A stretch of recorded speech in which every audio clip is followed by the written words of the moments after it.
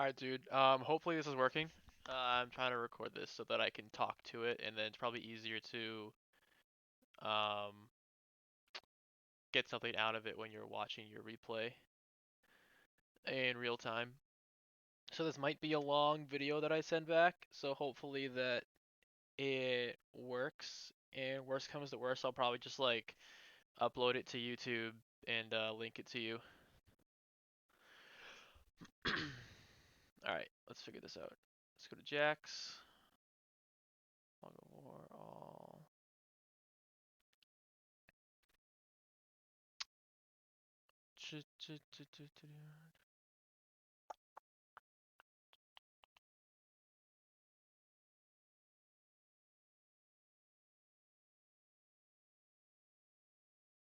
Alright, so you are against um Gragas, Yumi. So they don't have too much CC early game, but you guys really don't either, so I probably wouldn't try to invade or anything. I'd probably just do what you're doing and wait around.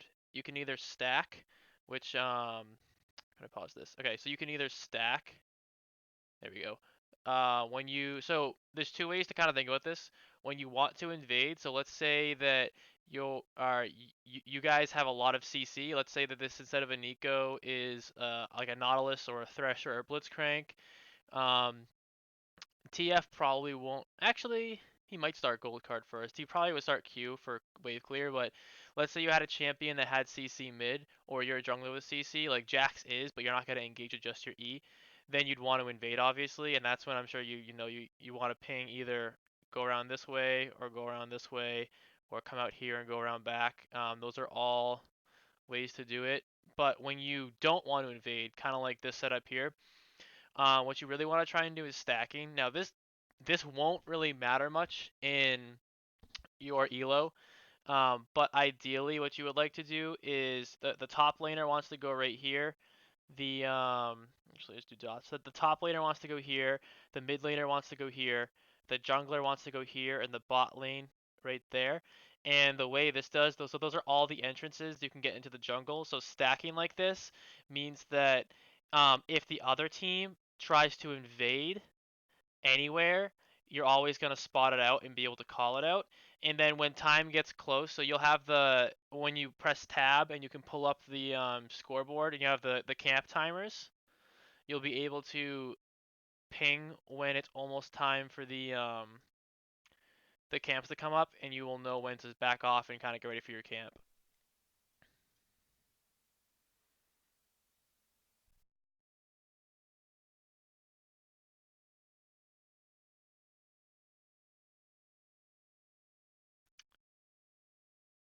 And I'll find out what ability you start in a second, but always start E for Jungle Jacks.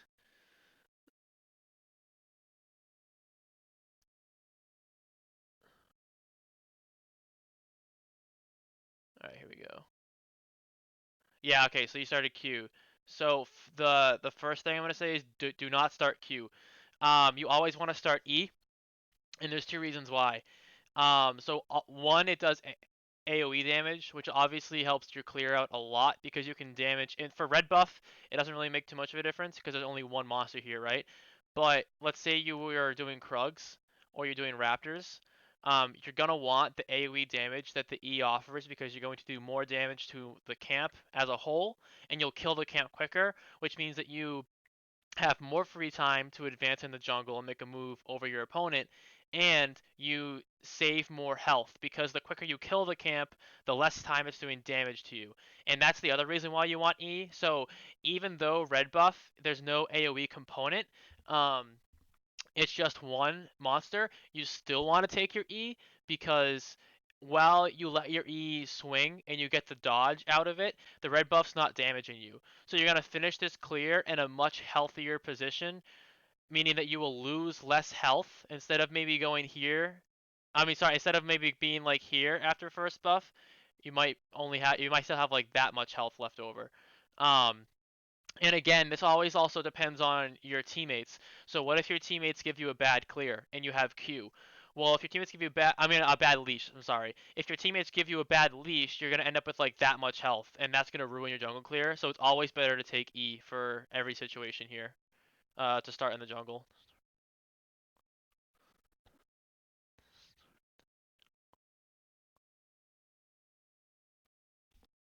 All right, so you have red. You're moving up. This is fine. What I would do while you're walking, look at your other lanes. So you can see up here, you have Pantheon and Aurelia. Okay, good. So you have E now. So you have Pantheon and Aurelia. You can see they're fighting. Pantheon's losing the fight. So is he gonna die? Alright, so he just inted. So nothing you can do about that. But now you know that the Aurelia lost top. I mean, the Aurelia just won the top lane skirmish. So what you want to do? Ooh, where's Jax? What you want to do is that was fine. Is see if Aurelia is gonna back. So while you're doing these camps, you want to be looking at your other lanes, and you can get those little hints like that. Such as, so see how Aurelia is still very low from the fight. If she's gonna push this wave back out, you might be able to go gank her in a bit. And if not, it might give you a reason to look for a different lane. Like, see how the Fizz is really pushed in? It's going to be worth checking that Fizz out. Okay, that kiting's fine.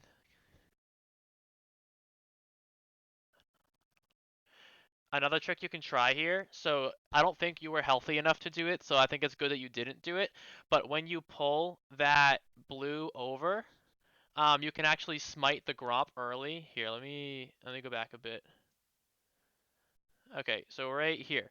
So So this is good. You kited the blue out here, which is fine. But when you do that, so if you stand right here as Jax and you smite the Gromp, what it's going to do is it's going to start walking over to you. And in the meantime of it walking, you would have finished blue. So it just, I know, it's the same idea as you kited blue toward the Gromp to save time. You can get the Gromp to walk to you as well, so it just saves more time.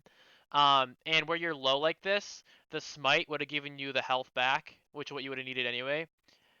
If you used smite on your wolves already and I didn't notice, then that's obviously fine. You didn't have it, but this is another way to look at that situation.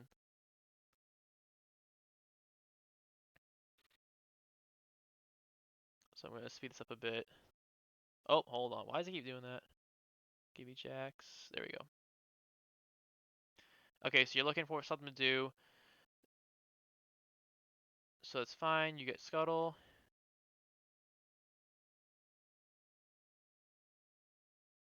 This is good. Now you're gonna look for where Gragas is, or look for a gank. Alright, that's fine. You got flashed by threatening your E. Now you go wave clear. Yep, this is fine.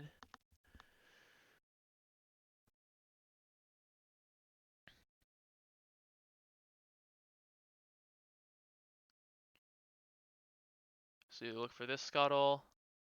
Alright, so this tells you two things, right?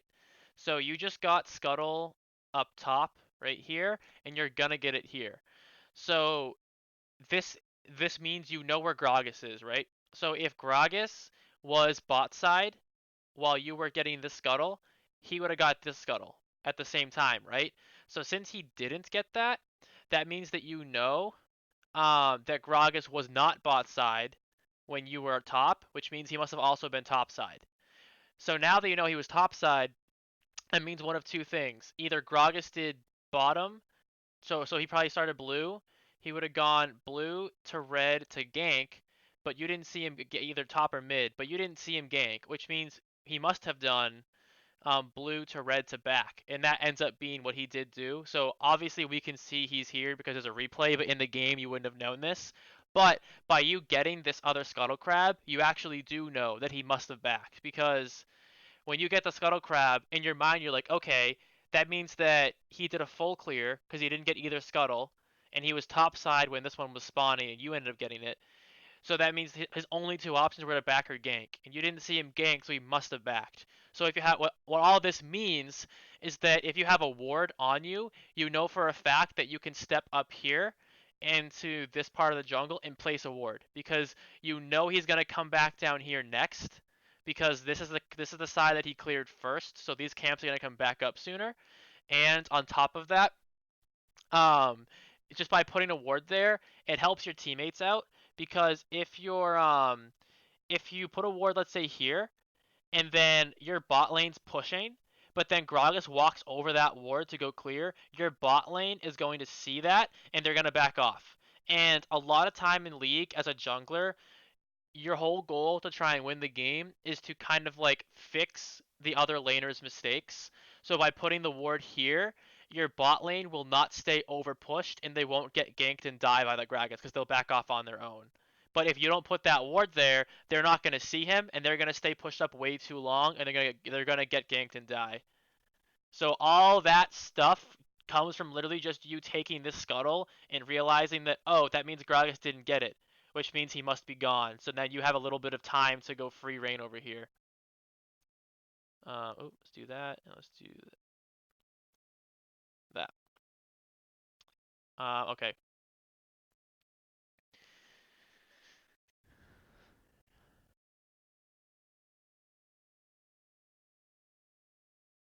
And I know you wanted mainly help on how to get more CS, and I will definitely help you with that when we can. But if I can give like general ranked tips, I'm gonna give those too. Just like it's like if I see something, I might as well, right?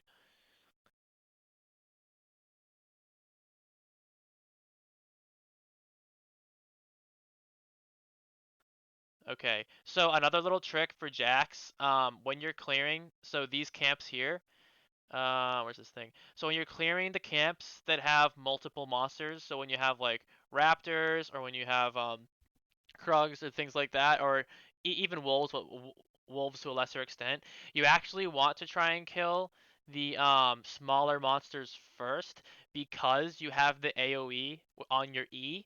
So what you want to do here? Let's do this, and this. Um, if you get, oh, sorry, let's go back to Jax. So when you get down here, okay, so at this point, you want to damage the Krug by autoing it 3 times with your E up, and then after that, your E going off will kill that last Krug and spend every other auto on the big one. But similarly, let's say that we want to go over here to Raptors. So when Raptors is up, you have the big one in the back and then all the little ones around it. What you want to do is jump in, focus the little one in the middle, auto him twice with your E up, and then go around and auto every small raptor twice. And by the time you do that, your E will go off and all the small ones will die, and then you 1v1 the big one. You actually take the least amount of damage doing this, and you will stay, you're clearly much healthier. The only alternative to this, when you would not want to do this, is let's say you buy Cinder Hulk as your jungle item, and then the Bomby Cinder will give you more AoE damage because it's the item that like burns all the monsters around you, right? So in that case, you will actually just want to focus the big one because the AoE from the Bomby Cinder and your E will be enough to kill all of these smaller ones on their own. So that'd be the only situation where you actually auto the big one first and only focus it. Otherwise, you want to focus the little ones and then let your E AoE kill it off.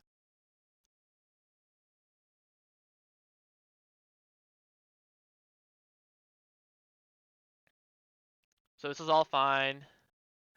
Kill those guys. Kill that. Also, try to not use your, obviously here if you're backing after it doesn't matter.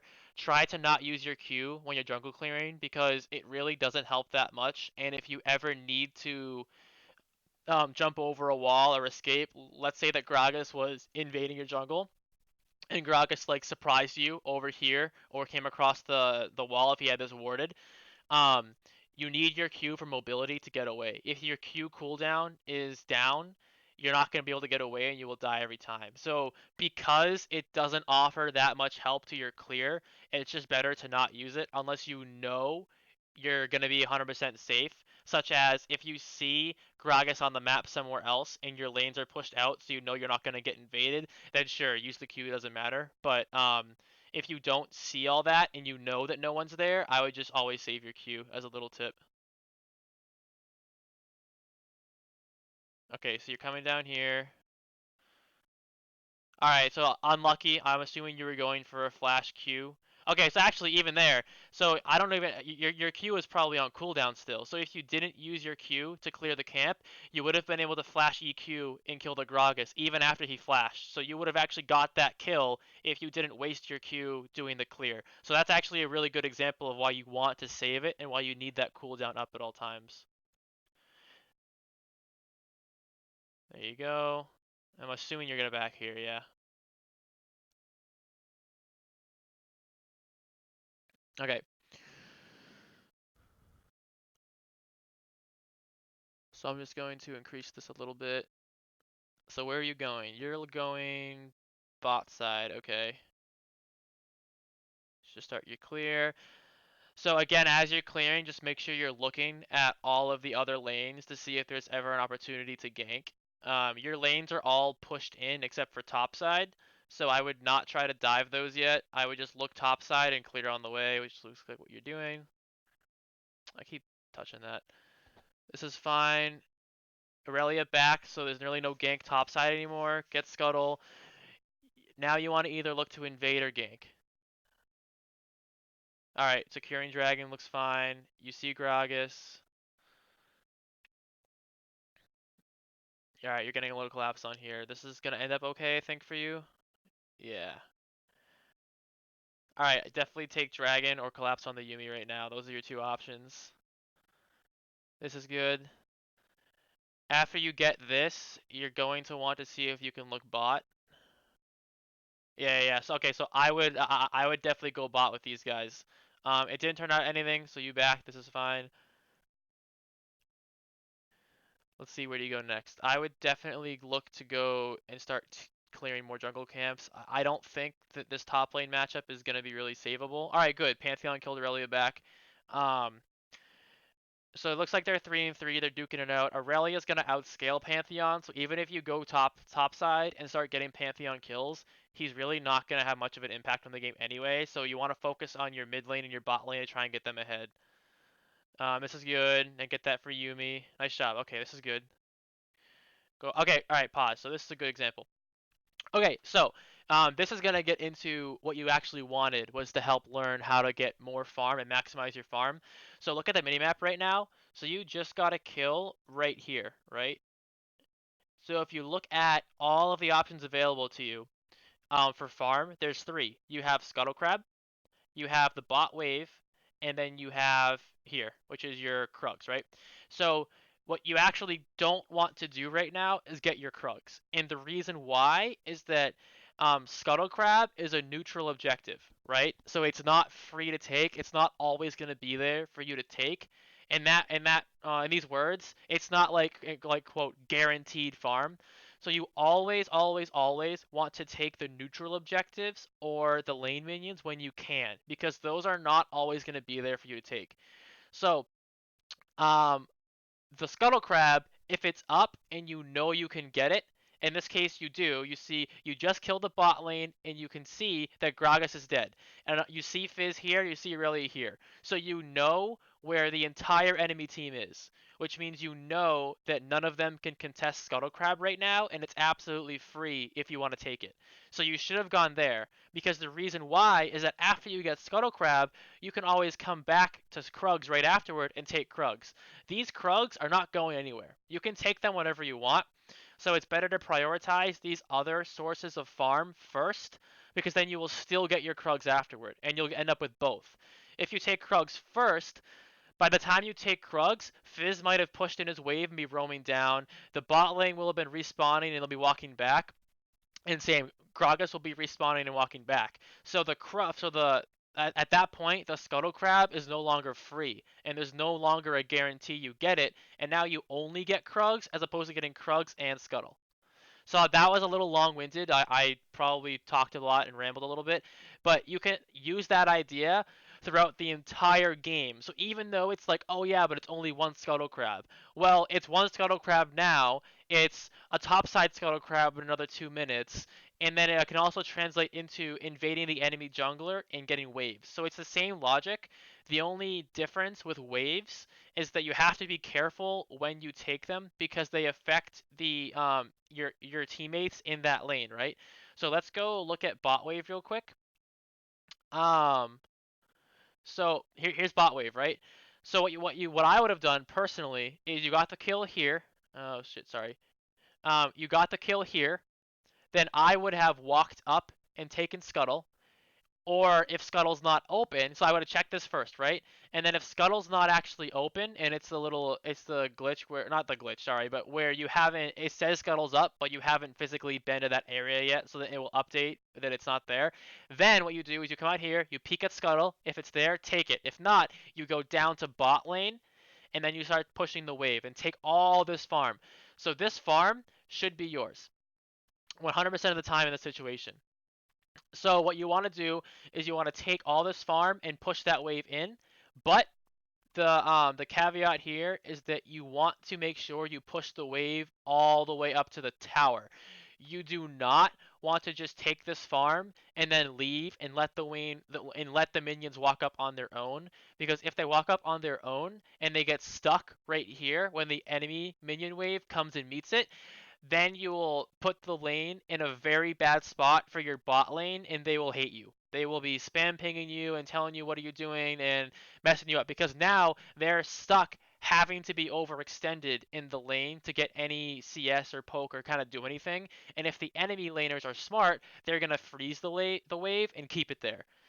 So pushing is not inherently bad as long as you make sure you push this wave all the way under tower and don't kind of half-ass it and let it stay there. Because what that's gonna do is gonna give you all this farm here and the scuttle crab, and you'll end up going back and getting the Krugs after all that. So now instead of just getting Krugs, you get Krugs plus scuttle plus the wave. And if you do this every single time throughout the whole game, the effects will compound on each other, and you'll end up getting like exponentially more farm and gold throughout the game. All right, so I'm gonna let this go.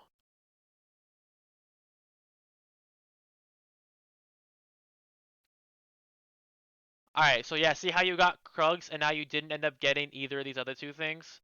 So that's the main point that I want to make there.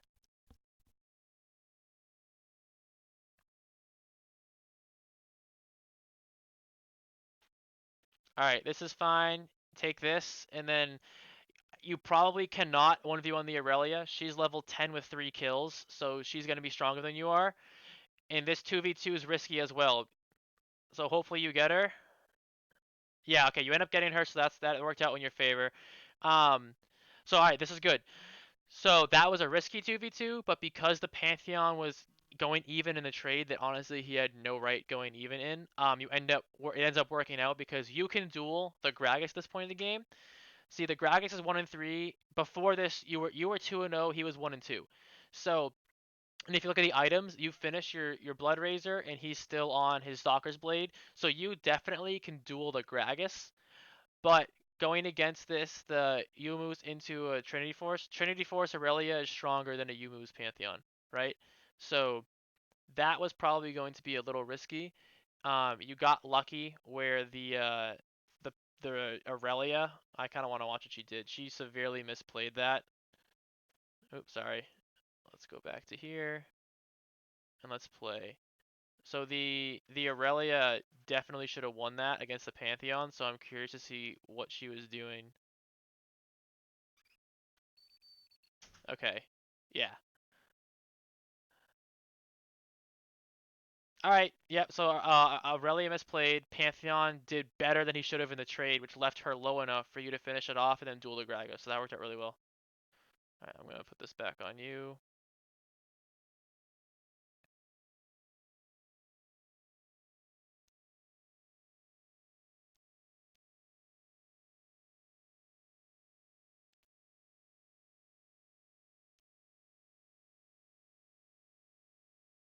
Um. All right. So you probably want to look red here. Your Caitlyn's pushed in. She's getting the tower. She's probably gonna back after that. So there's not much to do there. Get the red, get the Raptors, and then look where TF is in relation to Fizz, or try to invade the jungle.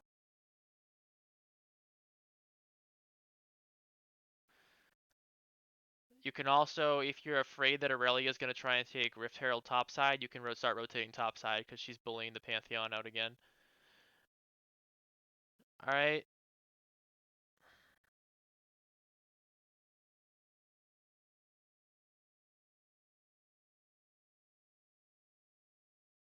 Yeah, you definitely cannot duel that Aurelia right now, so you do not want to be trying that. I just want to see. Let me see. Okay. So you're here, right? Let's slow this down a bit. Let's put me on you. Um. All right. So what do we see? We see Fog of War just for blue team. Okay. So you're here. Okay. So you don't see Fizz. So Fizz is missing. Aurelia's top. Their bot lane's missing, and the jungler's missing. So you don't have vision on any of them. So you don't know where they are. So all right, now you know Fizz. You see these two are making a play here. In this scenario, this is what I see here. Okay, so Aurelia 1v1 Pantheon, and she's pushing in. You cannot duel this Aurelia. She is 6-4 with a full Trinity Force. Even though you're 4, and she has 108 CS. Even though you're 4-0, she still has 2 levels on you, and she has a better item than you. Um, the Trinity Force is much better than the Blood Razor, even though you also have the Sheen. Again, like you can try and say, oh, but she's probably not the best Aurelia. That's true, but I still wouldn't take this trade normally. And if you go look top side, the tower's almost dead. So by the time you walk all the way up there, the tower's going to be essentially dead, and she should be able to outduel you, even though she has low health. Um, so this you have red buff. So this is a play that you can go top, and you can say, okay, she's probably gonna get the tower, and there's a chance that I die, but there's also a chance I kill her. I don't like those odds personally, and I wouldn't make that play. So what I would do is I would start walking to blue, but at the same time I'd be watching mid. And the reason why I say mid is because you can see the Nico here, and you can see the Twisted Fate here. So you know that there's gonna be a play that's being made around mid lane, or at least an attempt for your team. What you don't see is the Gragas, but you have vision over here, and you know Gragas is not here. So that means that Gragas is either right here or right here. These are the two most likely spots for Gragas to be for clearing his jungle. And that means that if your Twisted Fate and your Nico are going to try and come and gank the Fizz, Gragas is going to very easily be able to come answer, whether he's in this spot or this spot, right? He goes this way or he goes that way. So this is going to turn into a 2v2 fight unless the Fizz just gets away. And then if that's the case and you join it, you can clean up this 2v2 and win the fight. So I wouldn't V-line it there, but I would keep my eye on it, and I'd path in a way that allows me to rotate to it, which means that, for example, here, I would not go this way. I would personally end up going this way and walk here. That way, if there's a fight that breaks out mid, I can easily get to it, right? So that's all I wanted to. Let's put this back on you. That's all I wanted to say there. So you're here. Use blast cone. You're doing blue. Okay, yeah. So that we see mid now. There's a Gragas. There's a Fizz. Your Nico's running away, and your TF is. Oh, I'm blind. TF's right here. So this did turn into the 2v2. So now, if you're already kind of committed to doing blue, so at this point I would just stay and do blue. I would not run all the way down there. But that's just saying like you knew this could have happened based on the information that you had at the time when your Nico was going up there. So it's just something to think about. All right, so now you're doing blue. This is fine. Let's see this up again. Yeah, so you see Aurelia. All right, good. You can't duel the Aurelia, so I would not have done that. And you're looking bot side. Okay, so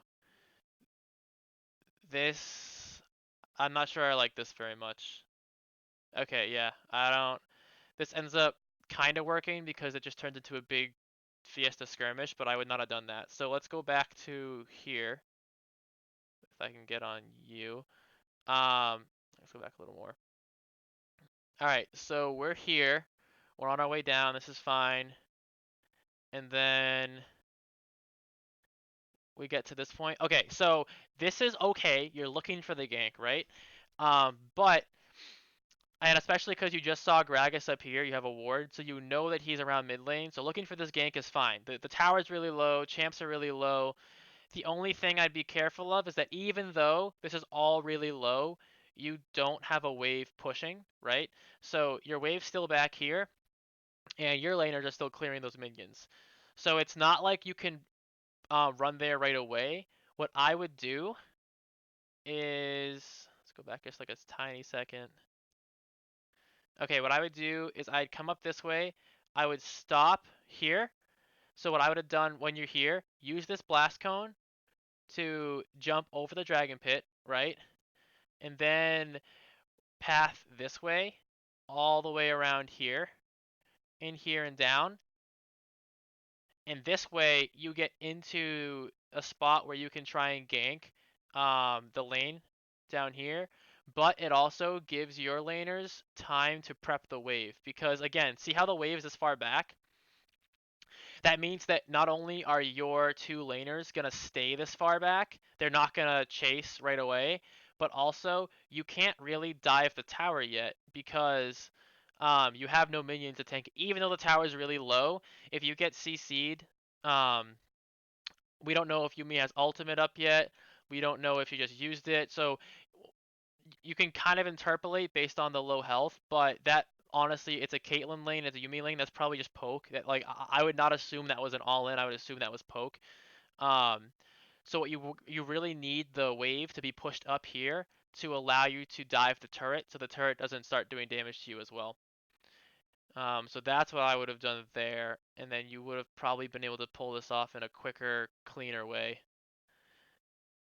Especially here where you start to stall it out. So once you come here and nothing's happening, I would just leave.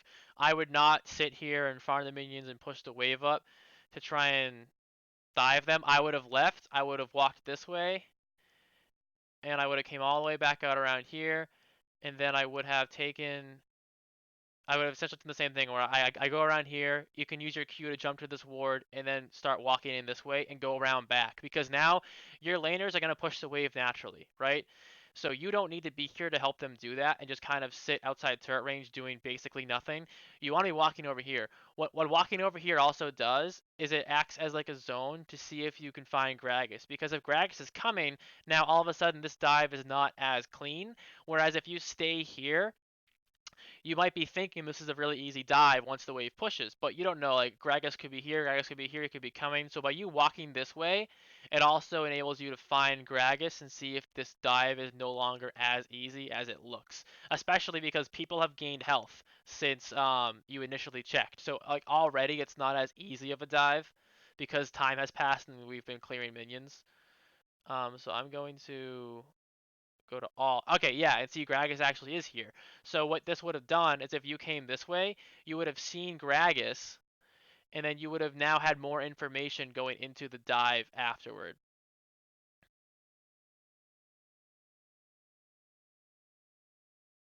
So this ends up working mostly because it just turns into a big fiesta of a fight, but um, this is not an ideal play that will work like every time, right?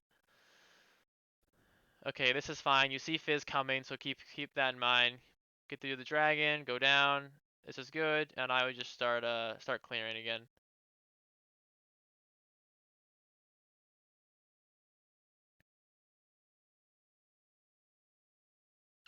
Alright, you're looking bot side. They really pushed in. This is fine. Alright, good job. Good gank there. Okay, so that was good. You noticed that they were very pushed in and that they didn't really have any support behind them anymore after your previous gank, so you just came and killed them both. Okay, hold on. Wait. Let's go back. Let's go jump back 15 seconds. Okay, so I want to go here. I want to go here. So you did this. Taking the tower. This is all good. This is great. Stop. So on your screen right there, it said that Gragas just killed Pantheon. And you still see Gragas right here, or at least like you did when he was in lane, right? So you know Gragas is top. That means you know that no one is here, right? So if we look at the camps, these are one, and then if we go up here, two camps that are free for you to take. You should be taking these.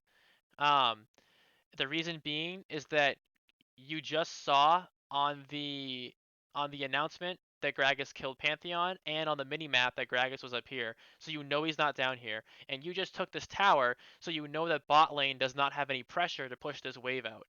Slash, you have vision down the wave due to your minions, so you'll be able to see when their bot lane comes back. So you have all the information you need to know that this jungle is free. So you should be taking all of this farm right now, 100% of the time. The only exception would be if Fizz was like a 6-0 monster and you were afraid that he's gonna one shot you. But you are in a level 11 Jax, so as long as you're not being dumb, you don't die to Fizz right here 1v1. This is fine. Um, so this is, again, I'm getting back to the main tip you asked for, which was how to maximize your farm. So this is the second like big jungling tip that I'll give you, is that um, because you know, based on the previous things I said, that this is all free and safe to take, you need to take it. So again, it's like, well, it's only two camps. Well, two camps now, but you use this mentality throughout the whole game, and it won't only be two camps. It'll be 2, 4, 6, 8, 10 camps by the end of the game, 12 camps by the end of the game, depending on how often you're pushing these lanes down and invading the enemy jungle. And this idea of taking the enemy jungle when you know it's safe, and the previous idea of when you were over here and you took Krugs, remember, of taking the contested farm first in the neutral camps and the wave, and then going back and taking your farm that you know is always going to be there, all that adds up and you'll get way more CS by the end of the game. Which obviously what your problem was is you wanted to get the S's and the S pluses for Mastery 7. So this will help that out a lot, but it will also just make you more strong, or not more strong. It'll make you stronger in the game because you'll have more CS, which means more farm, and it will make your enemies weaker because you're taking CS from them that they would have got. For example, the Scuttle Crab's a neutral objective. If you don't take it, it's open to anybody on the map. So you're making yourself stronger and you're making your enemies weaker, and you're getting that extra CS for the Mastery level 7 that you want. So this is what you need to be focusing on if your main idea is to get more CS. So now we're going to let this play again. So you back instead of taking all this farm. You could have had all that. And then you would have just backed right afterward and reset anyway.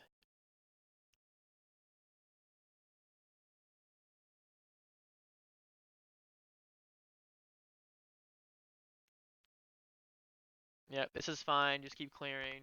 You see Aurelia. This is kind of iffy. Once you know it's a random fight, just get out of here. Nothing's going to happen there. You want to go back to farming. Okay, that's good. Aurelia overcommitted. Again, don't chase them around. You want to be farming. You could still have more camps you can take here. That was a weird back. Um, it seemed like you just kind of, unless I missed something and you were buying an item. Let me check. Okay, so you're back in here. This is weird because you have all this farm you can take right now. Yeah, you didn't buy anything. Okay, so yeah, you definitely want to actually, sorry, did you buy something and I just missed it? It's the last time I'm gonna check. I don't think you did. Let's go back another. No, you didn't really buy anything. At least not nothing important. So yeah, you definitely don't want to back there. Um, Same idea as before. You just killed Aurelia and you chased these two away. So all this farm is free. You have, get rid of that. You have blue and you have Grump that you can take for free right now. And then what this allows you to do is, now that you have taken these two camps. Oh, oh, that's not what I want. There we go. 1, 2. It allows you to go bot side next time because you don't have anything to get top side anymore, and it maximizes your farm. Now that you leave these two open, you actually have probably about the same, if not a little more farm top side than bot side, and it makes it harder to distinguish what you want to get. Because bot side, you have a wave to clear out, you have two camps, and you have scuttle. And then top side, you have two camps, and you have pressure for Baron that's up now, to try and get. But if you get these two camps before backing, then it makes the decision more clear, as you're only really saying, do I need to pressure Baron? If yes, go top. If no, you want to go bottom to get all of this stuff. The 1, 2, 3, 4. the wave, the camp, and the scuttle. So again, this just keeps going. Like, this is how to prioritize and maximize your farm and your CS throughout the game, because you're leaving all this stuff up for no reason. Let's play.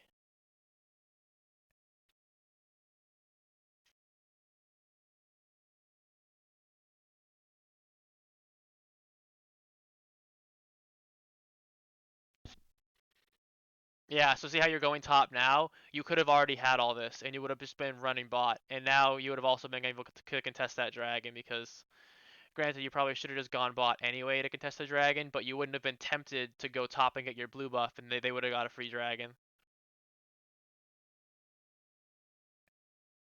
Okay. You're not going to defend this by yourself, so either wait for your team or back off. Yeah, so you died there? Okay. So let's go back. Let's go back. Okay, so first thing, which what I was saying before, let's try and when you went top side to get the blue. Okay, here, I think?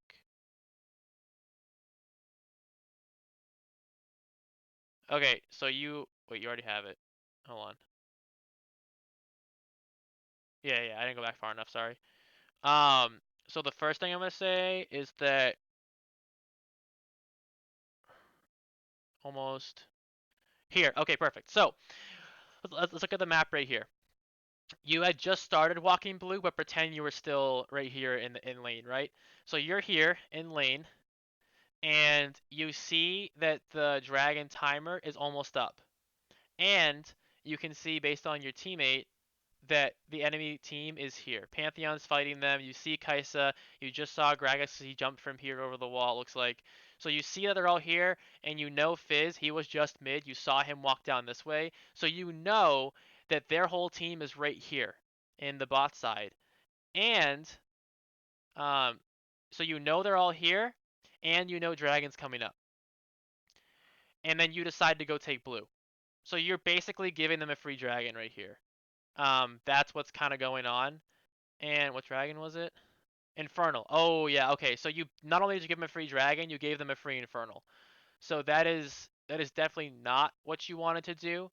Um, and by you going top and taking your blue, now you are away from dragon, so your team has no smite. And if you go bot, your teammate will probably follow you and add pressure.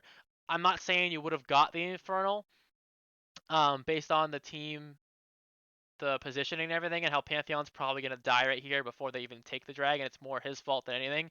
But you weren't even in the right position that if Pantheon didn't die or if he wasn't caught out, for example, because your natural instinct was to just kind of go take your buff and keep farming. So that was one thing. But two, if we go way back to what I said before, is that if you had already taken these camps, you would not have been tempted right now to go up here and take your blue, which means you would not have ended up out of position for the dragon down here. So it all kind of goes through. It's like the choice you made earlier affects the game later in ways you don't always see. So this is a good example of a choice you made earlier affecting your positioning as a jungler later in the game when objectives are coming up.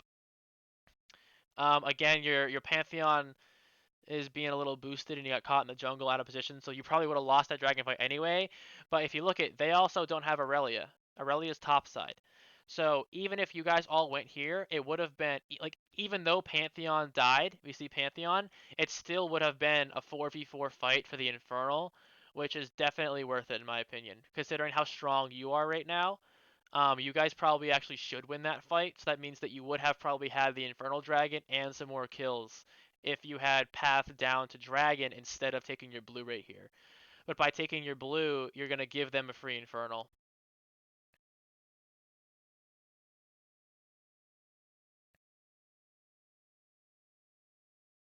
And then your Caitlyn's boosted and your Caitlyn got caught, and now you're here late and you can't do anything anymore. Yeah, so that is how that play is going to end up every time, if you go top for the blue there.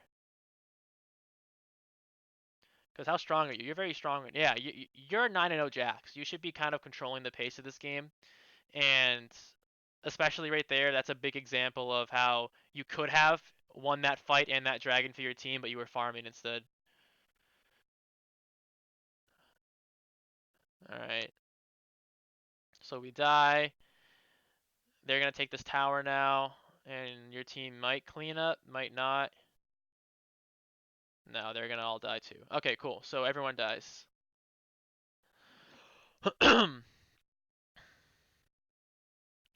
Alright, now where are we going? You're gonna run right back to mid lane, maybe clean up the fight. Depends how low they are. Alright, this is risky. Okay, that ended up working out. Caitlyn's jumping up, and now you have to farm it. Okay, this is fine. Yep, join that fight. You gotta stop that Aurelia. Use your ult, you should be able to duel her. Nice. Now you're at Gromp.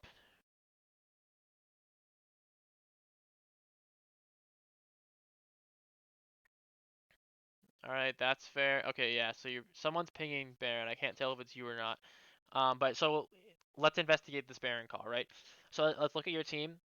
You have 4 people alive, Pantheon's not alive, and Pantheon almost has ult. So Pantheon's gonna have ult by the time he comes back up, which means that he can ult onto the Baron if needed. That's good information. You're at half health, but you're at Jax, so as long as you're not tanking the Baron, you'll be life-stealing, doing a lot of damage. Who's bottom side? It looks like you have both of their bot laners are here, and your TF, who will have ult really soon, is bot side, which is good because he can ult back up here. So you have a Pantheon that can ult in, a TF that can ult in, and 2 of their people are bot side right now. So that's good. This is actually probably a decent Baron call if you were to start Baron right now. And you have the Caitlyn trailing behind you, so she'll be able to add DPS.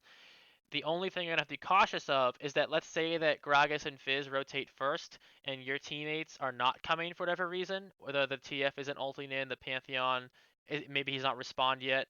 You're gonna have to just do the Baron with the mindset of like just in case something happens, you don't want to force it. You need to be able to get off and either focus someone if they're over positioned or just be able to run away, because you don't want to throw this obviously. So this is fine. You get some health, clear that ward, and then I would start it. This is fine. No, this is fine. TF's coming. Pantheon's coming. They're still bot lane. Now be careful. Your teammate needs to now focus these guys or back off. But by starting the Baron, you forced them to check, which forced a good fight for you. But now Aurelia's back. You're half health. She's half health. This is no longer really a good fight, and you're losing Tower's bot. So what happened there was that when you start that Baron, when you forcing the Gragas and the Fizz to commit, you guys have to either jump on them while it's still a 3v2, or you have to yell at your TF for not. I mean, maybe he didn't have ult, but if he had ult and wasn't ulting up there, that's a really bad play by him. Um, and if not, worst case scenario, you just need to back off of it, because what ended up happening is that instead of backing off and resetting, you guys just kind of backed off. You like stopped and just kind of sat here. And by sitting here, you were, because the TF was running instead of ulting in, their bot lane was still bot, just pushing a wave and getting tower damage for free. So once you decide that, okay, no, we can't take Baron anymore, it's too risky, you need to leave and back, because someone needs to go bot side and answer the push, or else the longer you guys just kind of stalemate in the river here, then their bot lane has more free time to get more gold, XP, and damage on the tower, and you guys aren't doing anything. We're all just kind of standing here doing nothing. So that was like the 2 worst case scenarios of that one.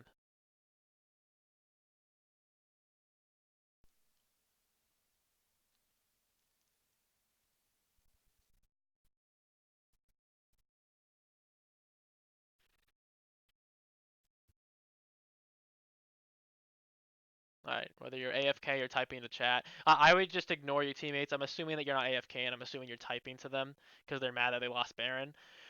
Honestly, at this elo, I would just ignore your teammates. Like, it's not gonna be that beneficial in the long run to just start arguing with them. And then the more time you spend typing to them, the less time you're focusing on the game. Relia's here. This should be a kill if you can get on top of her and stun her. Nice. Ooh, okay. So you kill Aurelia and you're backing. Okay, yeah, you kind of have to back. They're going to push your base. Alright, so let's see what we can do here. They have Baron buff, so be careful. You get the Fizz, but then you die. Um, so this is fine because you got them off the turret and you don't want to lose the inhibitor. Just be careful in general about taking those one for one trades because look how strong you are. You're 10 and 2 jacks, right? Which means that you probably are most of your team's damage right now. Not probably. You are definitely most of your team's damage. So you going one for a 3-3 and 3 fizz, it doesn't help you guys in the long run. In this case, it was okay because you stopped them from taking the inhib. But in a more general sense, like in a regular team fight, for example, you do not want to go one for this trade, right? Because you being taken out of the fight is much more impactful for your team than Fizz being taken out of the fight. If you were to go chase and kill the Kaisa, then that might be a better trade at least because just like you are for your team, Kaisa is the biggest damage dealer on their team right now. Um, so if you were to jump in, one shot the Kaisa, get CC'd and die, that is going to be a much more even trade than you jumping in, killing the Fizz, and then dying. Just so you're aware of that. But again, in this case, it ends up being okay because you stop them from taking the inhib. So now they're gonna rotate mid, take mid tower. You're gonna come back down here. All right, now you're spawned. Yeah, I don't know if you're waiting for gold for an item or type into your team, but don't type to the team. All right, you got that. Clear bot wave, this is fine. There's no objective to take, there's no lanes to push, so just start clearing your jungle, clearing the waves. I'd get Krugs, and then I'd go right back to bot and clear out another wave. Um, your Caitlyn's gonna die. Yeah, this is not looking good for you guys.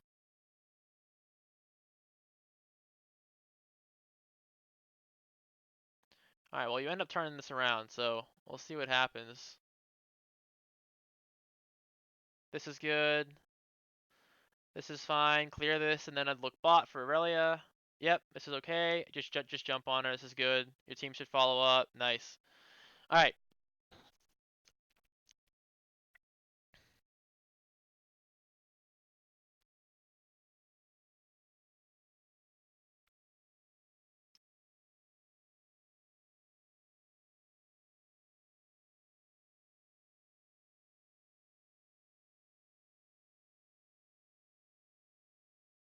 Yeah, this is the mid ARAM dance that nothing ever ends up happening in.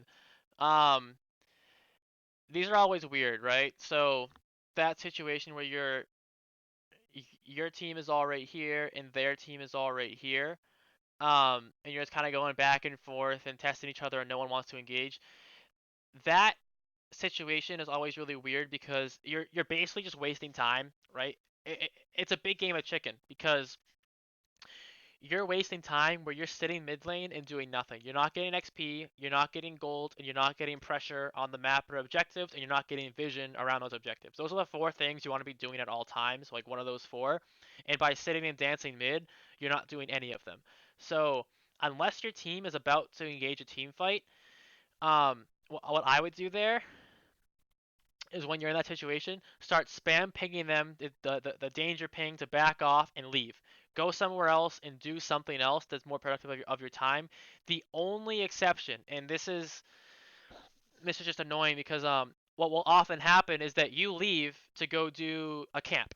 Let's say you leave that and you go try to go down and do your Krugs because dragon's up, so you don't want to go top side and give away a free dragon, right? Then your team says, okay, Jack's left, now it's a 4v5.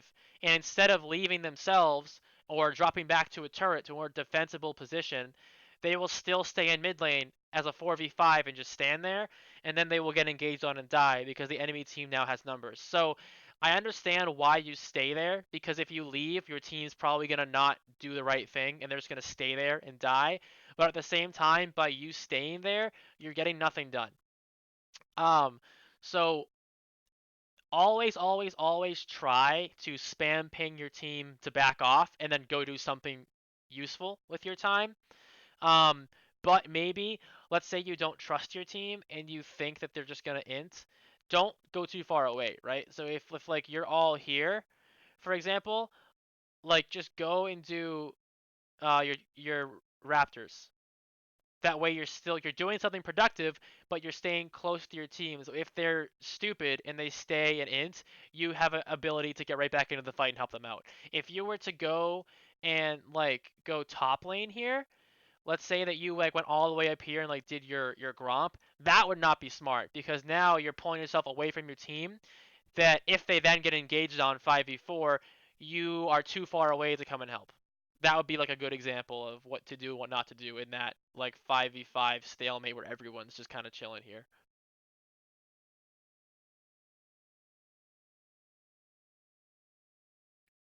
Okay. So now you want to be looking bot side because Dragon's up and people are dying. This is fine. You see they're on Caitlyn. Go help Caitlyn. Get some kills. This is good. This is good. Free Dragon. And now you're running to Baron. Yeah, that's fine. Running to Baron. Forget Caitlyn. She's dumb.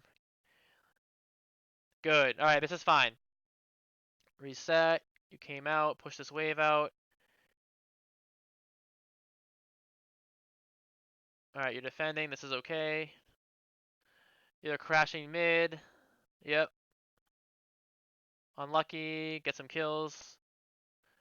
Look topside again. Your team's so bad. Alright. This is good. Alright, that was nicely played. Now you're gonna rush mid. This is right. And just shove mid down because they have very long timers. Ooh. Okay. I don't know about that back right there. Was Nico already back?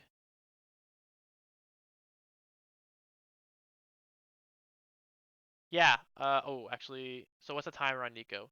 9, 10 seconds. Okay. I would just let them get it. So in this situation, where are you? Um, nope. Go back to Jax. All right. So right here. So you are backing. I'm assuming to get health, but also to clear these minions. Caitlyn and Nico are up in 2 and 3 seconds. They are going to clear the minions. Whether you back or not, they're going to go clear them because there's nothing else for those two to do. So you don't have to back here. What you can do, push this turret, get the turret, and then if you think you can keep pushing, keep pushing. If you think you're in danger of dying, don't back. Go into the jungle and start farming camps. You will lifesteal off these camps, right? So you have plenty of items, and you get lifesteal off of your jungle items. So what you want to do here is don't back. This is bad. Stay here, get the tower, and then depending on what happens after you get the tower, how healthy you are, how many minions you have, how many people on the other team came to answer. Aurelia is the only one alive, so they're not going to be able to stop your push. So what you want to do here is push this tower, get the tower, and then at that point say, okay, am I healthy enough to keep pushing and get another tower, or am I not healthy enough? In which case you don't back, you go here and take these minion camps. So you come here, or jungle camps. Take that. If you need to go top, so you go take that, then you go take that. At that point, you'll have plenty of health where you either want to jump into top lane and start splitting top, or you come back mid and help your team push. Because they have very long death timers here. Your team, if you're smart, can probably end the game here.